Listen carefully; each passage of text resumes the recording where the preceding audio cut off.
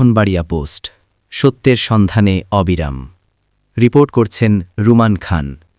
আজ ৩০ ডিসেম্বর ২০২৫।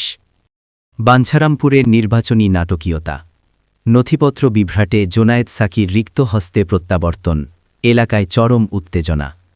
ব্রাহ্মণবাড়িয়া ৬ বাঞ্ছারামপুর আসনের নির্বাচনী রাজনীতিতে এক নজিরবিহীন নাটকীয়তা সৃষ্টি হয়েছে। ব্যাপক শোডাউন নিয়ে মনোনীতপত্র জমা দিতে এলেও প্রয়োজনীয় নথিপত্রের কারণে ফিরে যেতে হয়েছে গণসংহতি আন্দোলনের প্রধান সমন্বয়কারী জোনায়েদ সাকিকে। উপজেলা রিটার্নিং কর্মকর্তার কার্যালয়ে দীর্ঘ সময় যাচাই বাছাইয়ের পর ত্রুটিপূর্ণ হলফনামার কারণে তার মনোনয়ন গ্রহণ করা হয়নি। সাকি যখন কার্যালয় থেকে বেরিয়ে আসেন তখন সমর্থকদের মধ্যে চরম উত্তেজনা ও ধাক্কাধাক্কির ঘটনা ঘটে।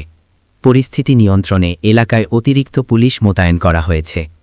তবে এই সংবেদনশীল বিষয়ে বাঞ্ছারামপুর উপজেলা নির্বাহী কর্মকর্তা ফেরদৌস আরা সাংবাদিকদের তথ্য দিয়ে সহযোগিতা না করায় স্থানীয় সংবাদকর্মী মহলে তীব্র ক্ষোভ বিরাজ করছে।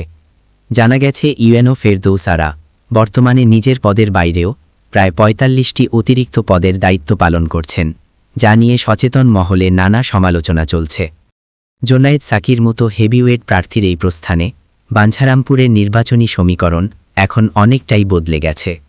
ব্রাহ্মণবাড়িয়া পোস্টের সাথেই থাকুন।